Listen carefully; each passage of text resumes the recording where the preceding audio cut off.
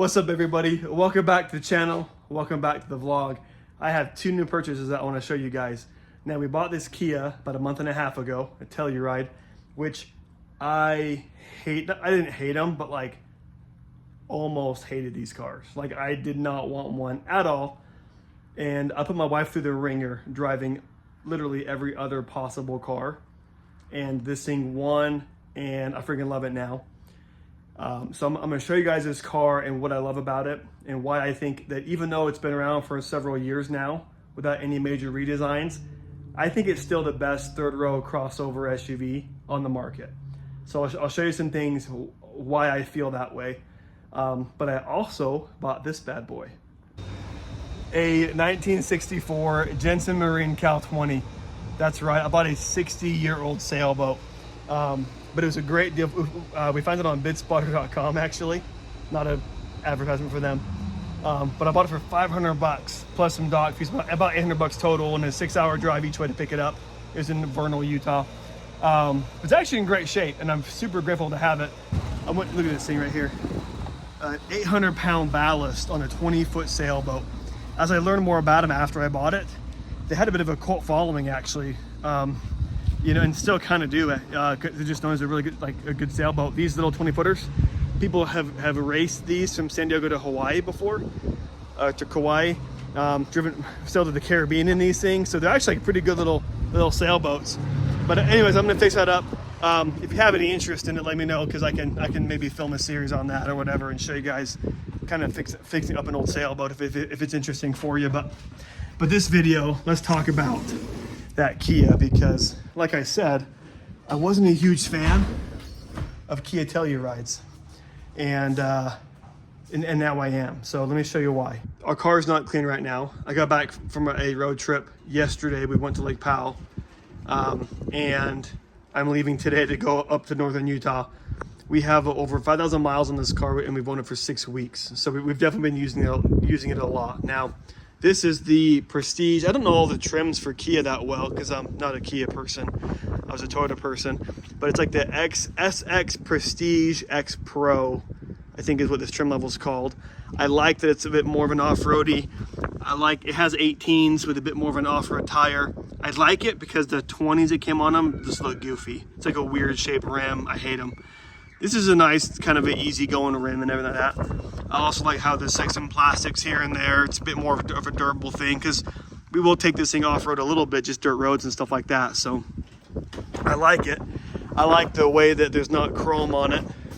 It's just, you know, the color, which is wolf gray, which I think is a beautiful color, with black accents everywhere. I love that on the 23s, or it's the 24, I think, they have these right here are amber daytime running lights versus like this square, because I thought that looked kind of goofy personally. But when you unlock it, the mirrors tuck in for that kind of a thing. But coming in here to the interior, this is one thing that we loved about this car, and that is just the interior. This is the terracotta interior, but it's a beautiful color.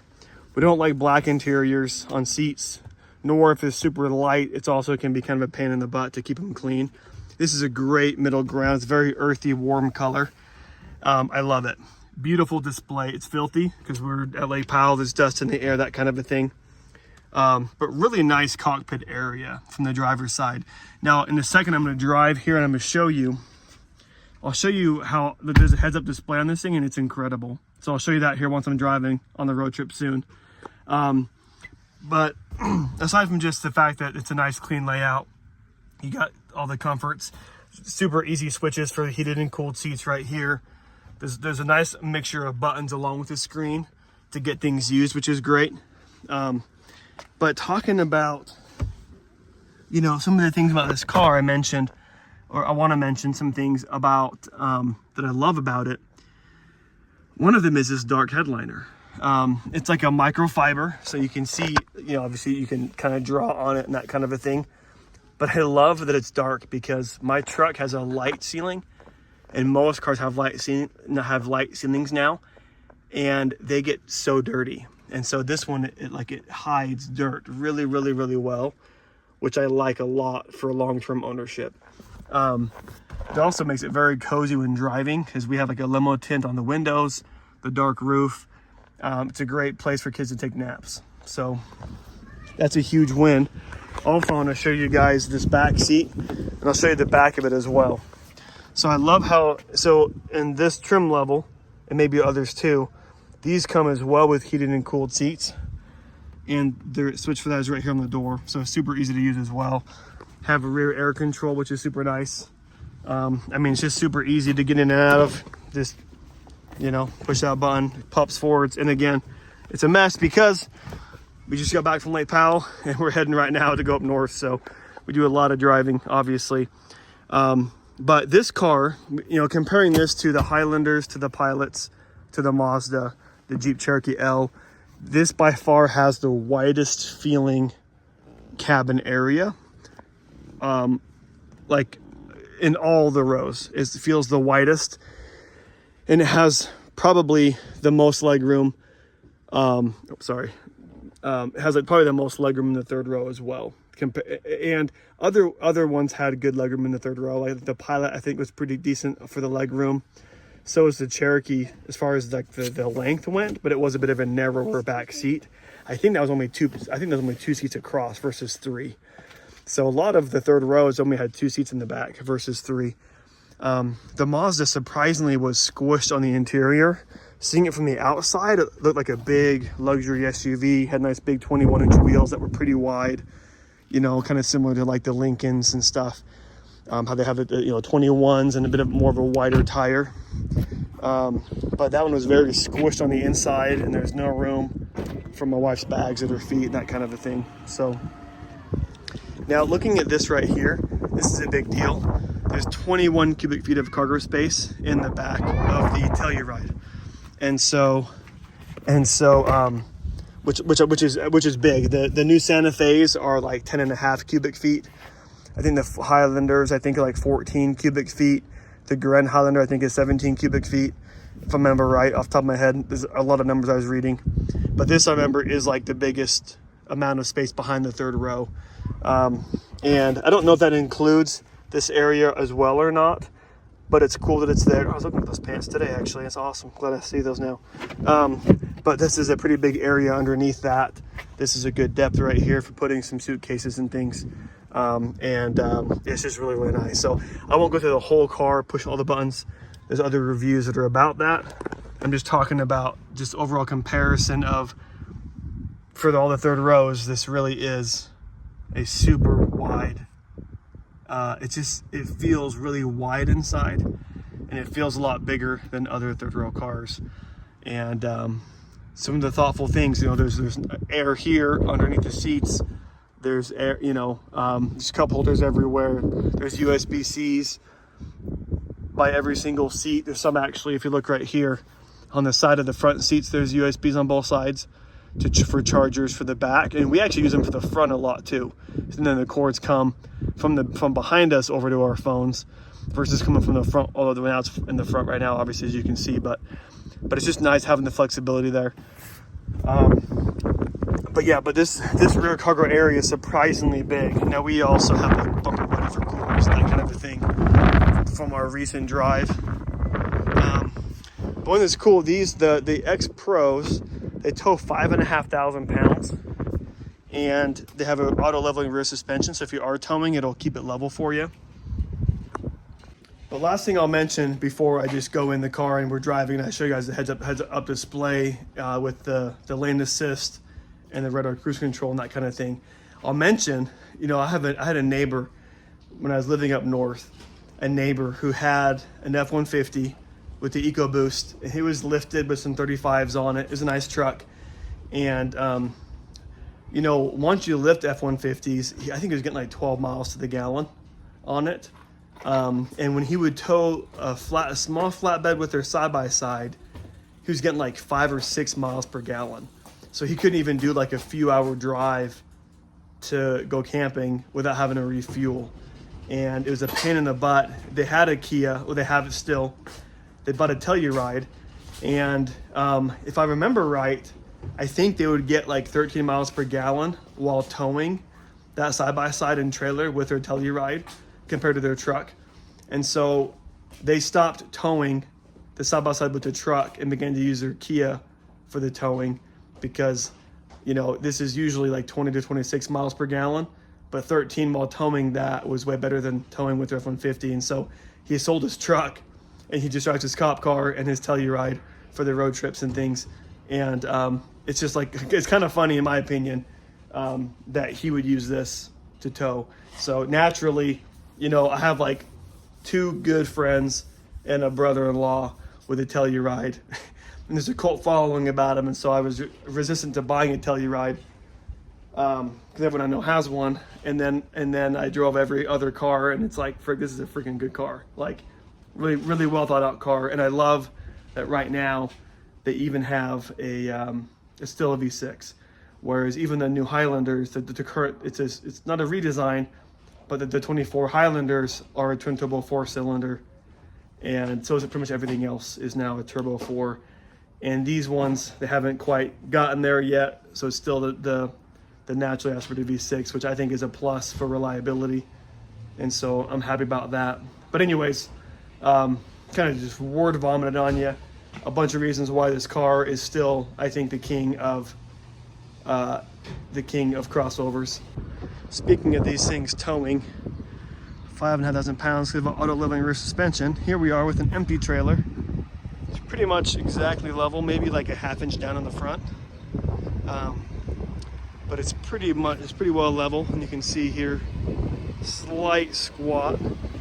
There's not much weight on the tongue right now, but we're gonna go ahead and see once it's loaded up if this is more angled than that. So here we are loaded up, and if you look, it's pretty much just level. So now it looks like that squatted a little bit, but remember this was like slightly nose down, and it looks like it's just slightly nose down still. But you see that gap? It's a little bit lower. It's probably been an inch sunken down possibly. Not because the trailer's super heavy, but because this is also just full of crap in there and boxes and things. So I guess we'll just I guess we'll see how it tows. I mean, they're rated for 5,500 pounds. I don't know how much this is really. Probably not anywhere close to that. But I think the biggest problem is just that that's so full, it seems like. But either way, I mean, that looks good, but to me that doesn't seem like it's auto leveling that good. The trailer's not really nose down very much though. So if you look right here, it says 25 speed limit. There's a sign, and now it says 45 speed limit. So it instantly changes. It tells you the speed limit and also what speed you're going. That green steering wheel with those lines, it tells me that lane assist is on, and it's keeping me centered in my lane, which is really nice. I'm like hands off the wheel. It just stays right here in the middle, and it drives for me, which I think is kind of nice. After about 10 seconds or so, it'll start beeping to keep your hands on the wheel. It just did. Keep them on steering wheel, as you can see there. It just did the little turn for me. It's not like a Tesla where it drives somewhere for you. It won't do like a left-hand turn if you're navigating left. It just simply finds the lane and it stays in it for you. And so right now, with the direction, it's going to kind of push me over to the middle, but then it finds the left side, and it starts to steer me back. I should stop because I didn't touch it soon enough. Anyways, though, so you have to kind of you have to still pay attention, but it's nice when distracted with kids or whatever, then it just helps you stay in the lane. So, and as you can see there though, yeah, green thing right here is a little green laser. And then once I'm on the freeway and I have my cruise control going, it's a whole new set of display that happens, and it's really cool. So stay tuned for that. So here it is. So if I'm not on the 60 frames per second, then it doesn't beep at me. But see on the heads-up display right now, I'm passing a semi-truck and it shows me a little box right there as I'm passing it. Speed limit's 80. I'm set for 81. I got my green lines right there, and as you can see, those boxes move. So someone just came in front of me, a box popped up, and you can see them. Now, when I pass as well, you'll see a little like kind of red radar type thing in the corner when someone's in my blind spot. Let's see, I'll see the thing pop up, I think, here pretty soon. Maybe not since I'm passing them. You know, yeah, you're you're right. When I pass them, it doesn't. If someone's passing me, then in the corner of the lane, it'll have like a little red, kind of like radar looking thing that shows me someone's coming up behind me. And so that's a pretty cool thing. So, yeah, right now I'm set to a distance. So obviously radar cruise control, y'all know how that works, but I just love the heads-up display on it. It shows me so many things right now. And with it, I can even see if someone's in my blind spot, kind of. It kind of shows me, because the box is there as well. And then obviously if they're passing me, it shows a box coming up next to it, as well as that little red radar. And you can see right here too, like on this screen, I'm kind of beamed in. If I push this button right here, it can change. So distance changed. And so then like now it'll follow this guy a bit closer. So I was going 75, and then now, oh, I'm gonna touch the steering wheel. And look, someone's passing me. See that red radar thing? Because someone came up past me. Boom, there you go. And see how the gap narrowed. I'm still set for 82, but I'm going 74 because they're going 74. And if I go around them, you see right there as I'm kind of changing lanes or whatever. Now it's going to accelerate me, obviously, to go back up to 82 where I'm set at. But you can see that box is next to me now and moving. But I'm passing him, so no red radar, another box, right, all the boxes. And right now my hands are off the wheel even. I'm just kind of driving and chilling. One quick thing I'll mention as well is the backup cameras are pretty nice. Now there's two parts I like about it. Well, I'll show you this. Obviously, this bird's eye view is pretty common, but it's nice to theoretically be able to like not hit curbs or whatever, or just for help parking. Backup camera obviously is doing its thing, but watch when I go forwards real quick. That's kind of cool, I think. Once you start going forwards and you're in the parking lot, it's kind of start, and that's what I'm seeing, right? I'm at quick quack right now. So it kind of shows crawling in the parking lot. It shows what's around you. So when you're going slow, you could, obviously if there's like little curb sections sticking out, you'd be able to see them and hopefully avoid them, because no one likes to gouge up their wheels. And then one thing that's grown on me as well a lot is this camera in the rearview mirror. At first I didn't like it. It was like just too many screens everywhere, but you really can't see out the back very good. And so especially when there's like cargo to the ceiling, you can't see behind you. So I've actually kind of grown to really like this backup camera, or the camera built into the rearview mirror. So anyways, two other things that I think are pretty nice that I think mostly moms are driving these, I imagine, and I'm sure they appreciate these features as well. So anyways, yeah, awesome heads-up display. I love all the controls. It's super nice. The layout of everything is like really dialed in. I love the nice, sleek black roof, the color of the seats, the heated and cooled in the second row. Great cargo volume. Design's good. I mean, like it's not like it's the best, handsomest car ever, but like it's a good styling. Especially like the X Pro is a pretty cool style to it, I think. Been around for a minute, but these upgrades right here, they kind of just keep getting better and better. Great family SUV, great for road trips, very nice to drive. Kia did a great job. I have to give credit where it's due, even though, as y'all know, I'm a huge Toyota fanboy. But Kia did a dang good job on this car. So anyways, thanks for watching, guys. Hope this is helpful for you if you're looking at this type of a car. Yeah, please like it, please subscribe if you haven't already, and I'll catch you guys next video.